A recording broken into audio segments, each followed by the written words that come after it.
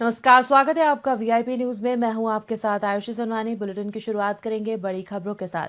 पूर्व केंद्रीय मंत्री जितेंद्र सिंह और नेता प्रतिपक्ष टीकाराम जूली ने संविधान निर्माता डॉक्टर भीमराव अंबेडकर के खिलाफ देश के गृह मंत्री अमित शाह के बयान पर कड़ी आपत्ति जताते हुए शुक्रवार को शहर के नगली सर्किल पर जिला कांग्रेस कमेटी की ओर से शाह का पुतला जलाकर विरोध प्रदर्शन किया। पूर्व केंद्रीय मंत्री जितेंद्र सिंह और नेता प्रतिपक्ष टीकाराम जूली के नेतृत्व में जिला कांग्रेस कमेटी की ओर से बड़ी संख्या में उपस्थित कार्यकर्ताओं ने देश के गृह मंत्री अमित शाह के ऐसे कृत्य की कड़ी शब्दों में नारेबाजी कर आलोचना की।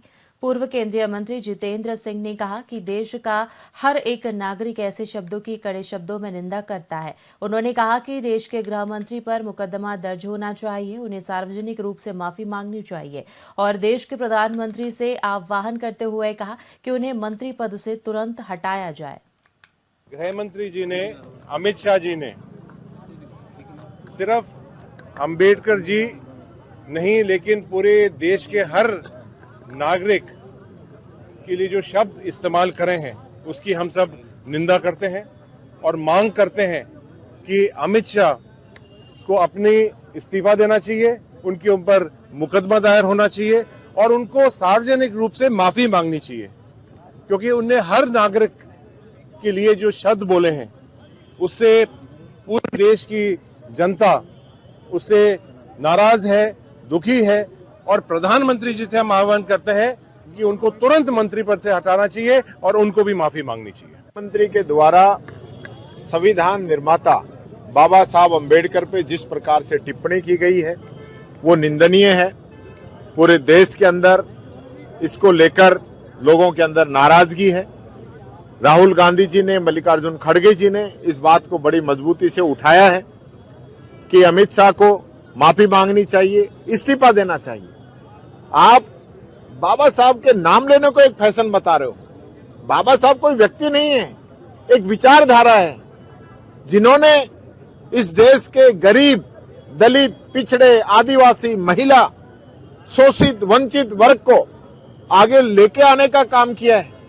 जिस व्यक्ति की दुनिया के अंदर सिंबल ऑफ नॉलेज के रूप में पूजा की जाती है, उसके बारे में हमारे देश का गृह मंत्री जिस प्रकार की बातें कह रहा है ये बहुत ही निंदनीय है।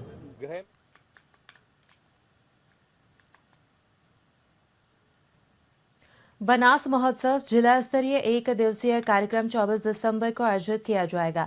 इस महोत्सव को लेकर अतिरिक्त जिला कलेक्टर राम रतन सौकरिया ने विभिन्न विभागों के अधिकारियों की मीटिंग ली, जिसमें बनास महोत्सव के सफल आयोजन को लेकर आवश्यक निर्देश दिए गए हैं। वहीं बनास महोत्सव के आयोजक जिला पर्यटन विभाग के सहायक निदेशक मधुसूदन सिंह ने बताया कि एक दिवसीय बनास महोत्सव को बड़े धूमधाम के साथ मनाया जाएगा। सबसे पहले 24 दिसंबर को सुबह रन फॉर टोंक की दौड़ होगी। इसमें सभी विद्यालय के बच्चे और स्काउट गाइड अधिकारीगण, व्यापारी, समाज सेवी लोग शामिल होंगे। शाम को चतुर्भुज तालाब और अन्य स्थानों पर दीपदान का आयोजन होगा।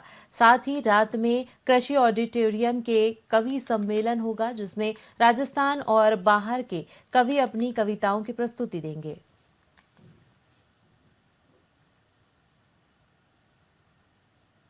नमस्कार, मैं मधुसूदन सिंह, सहायक निदेशक पर्यटन विभाग। दिनांक 24 दिसंबर 2024 को बनास महोत्सव का आयोजन किया जाना है, जिसके तहत आज श्रीमान एडीएम साहब की अध्यक्षता में मीटिंग का आयोजन किया गया, जिसमें गणमान्य लोग और सभी जिला स्तरीय अधिकारी मौजूद रहे। उस मीटिंग में निर्णय किया गया कि एक दिवसीय कार्यक्रम का आयोजन किया जाना है, जिसमें सुबह रन फॉर टोंक बनास महोत्सव, उसके बाद शाम को दीपदान का कार्यक्रम होगा और उसके पश्चात कवि सम्मेलन का आयोजन किया जाएगा। कवि सम्मेलन का आयोजन का स्थान कृषि ऑडिटोरियम रहेगा और उसके लिए मैं अपील करूंगा कि सभी टोंकवासी ज़्यादा से ज़्यादा आके कवि सम्मेलन का आनंद लें। नमस्कार, मैं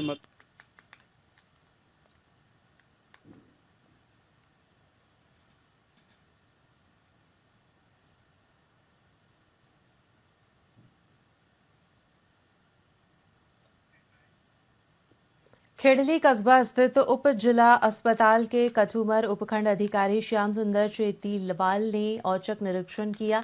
जानकारी अनुसार कठुमर उपखंड अधिकारी श्याम सुंदर चेतीवाल ओपीडी के समय अचानक अस्पताल का निरीक्षण करने के लिए पहुंचे, जहां उपखंड अधिकारी के निरीक्षण की भनक लगते ही अस्पताल प्रशासन में हड़कंप मच गया। श्याम सुंदर चेतीवाल द्वारा पर्ची काउंटर, जर्नल वार्ड, महिला वार्ड, प्रसव वार्ड सहित सफाई व्यवस्था का निरीक्षण किया गया, जहां अस्पताल परिसर में जगह जगह गुटखे के निशान सहित इधर उधर गंदगी का अंबार लगा हुआ था, जिसको लेकर उन्होंने नाराजगी जताई और अस्पताल के पीएमओ को सफाई व्यवस्था रखने को लेकर दिशा निर्देश दिए। अस्पताल में गायनी चिकित्सक की कमी होने पर अलवर सीएमएचओ सहित अन्य अधिकारियों को अवगत कराने की बात कही।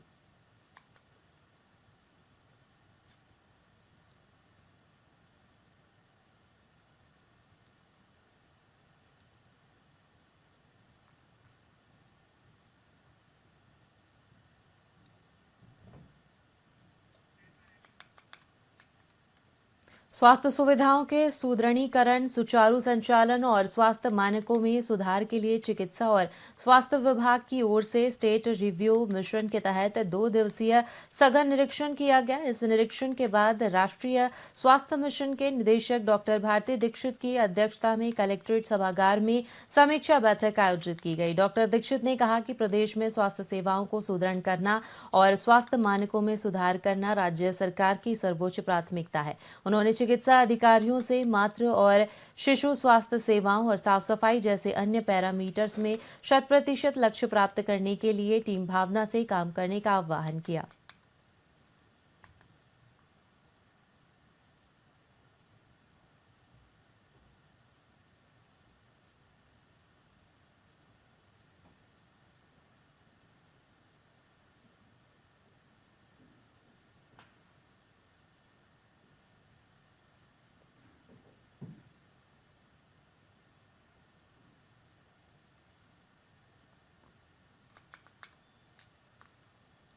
गाजीपुर निवासी शहीद हवलदार जितेंद्र सिंह की पार्थिव देह को उनके पैतृक गांव में सैन्य सम्मान के साथ अंतिम विदाई दी गई। हवलदार जितेंद्र सिंह 2005 में सेना में भर्ती हुए थे और वर्तमान में जम्मू कश्मीर में पोस्टेड थे। 18 दिसंबर को युद्ध अभ्यास के दौरान बीकानेर महाजन फायरिंग रेंज में बारूद का गोला फटने से शहीद हो गए थे। शहीद का पार्थिव शरीर शुक्रवार सुबह 8 बजे सेना की गाड़ी में गाजीपुर लाया गया था, जहां सैनिकों और प्रशासन के अधिकारी, क्षेत्रीय विधायक गजेंद्र मीना सहित अन्य गणमान्य व्यक्तियों ने शहीद की पार्थिव देह पर पुष्प चक्र अर्पित किए और उन्हें राजकीय सम्मान के साथ अंतिम संस्कार किया गया। जयपुर 45 ब्रिगेड से आई 8 मराठा सैनिक टुकड़ी ने शहीद हवलदार जितेंद्र सिंह को गार्ड ऑफ ऑनर दिया।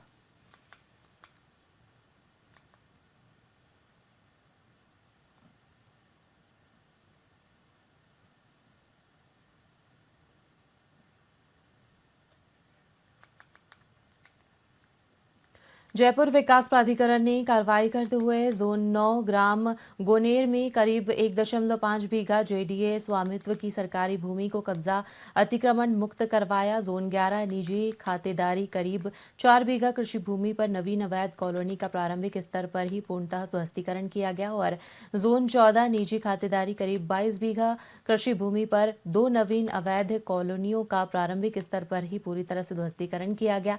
कार्रवाई के तहत 92 अवैध कॉलोनी को ध्वस्त किया गया है और 318 बीघा सरकारी भूमि को अतिक्रमण मुक्त करवाया गया। उप महानिरीक्षक पुलिस कैलाश चंद्र बिश्नोई ने नागरिकों से अपील की है कि अवैध कब्जे या निर्माण के खिलाफ शिकायतें हेल्पलाइन नंबर और ईमेल के जरिए दर्ज कराएं, ताकि इस अभियान में उनका योगदान मिल सके।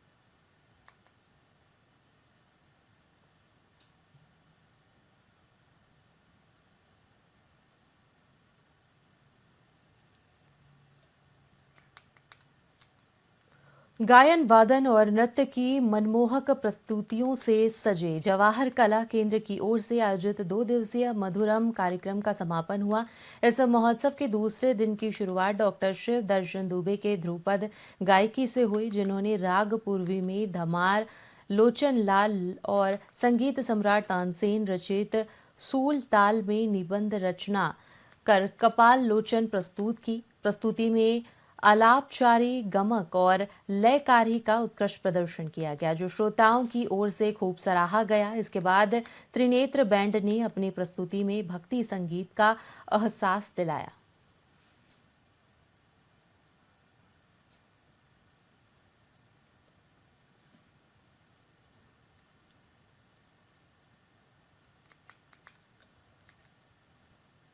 राजकीय उच्च माध्यमिक विद्यालय बांदा में एक सादे समारोह का आयोजन किया गया, जिसमें प्रदेश के शिक्षा और पंचायती राज मंत्री रामगंज मंडी के विधायक मदन दिलावर ने 12 छात्राओं को साइकिल भेंट की। इस अवसर पर विद्यालय की प्रिंसिपल अरांता मीना ने राज्य सरकार की ओर से स्कूली विद्यार्थियों के लिए संचालित विभिन्न योजनाओं की जानकारी दी। ये साइकिल शैक्षिक सत्र 2024-25 की पात्र छात्राओं को प्रदान की गई।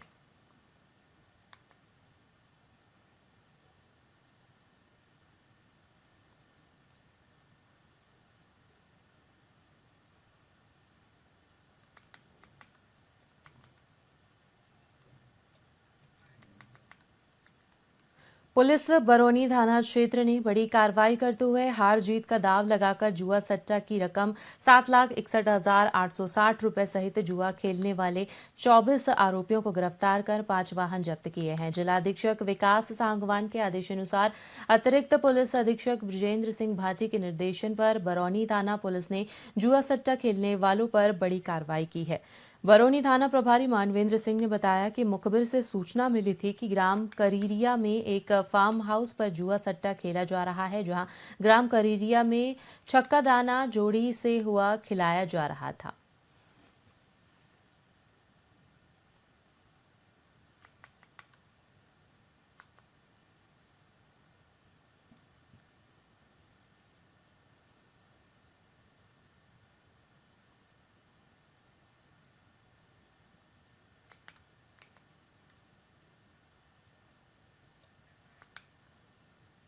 जिला कलेक्टर डॉक्टर सौम्या झा ने कलेक्ट्रेट सभागार में जिला स्तरीय अधिकारियों के साथ एक महत्वपूर्ण समीक्षा बैठक की। इस बैठक में राज्य सरकार की बजट घोषणाओं की क्रियान्वयन और मिशन कर्मयोगी जैसे विभिन्न एजेंडों पर चर्चा की गई। बैठक के दौरान डॉक्टर सौम्या झा ने बजट घोषणाओं के क्रियान्वयन पर संबंधित विभागों के अधिकारियों से अपडेट ली। उन्हें निर्देश दिए गए। बजट घोषणाओं की पूरी क्रियान्वयन को लेकर भी चर्चा की गई।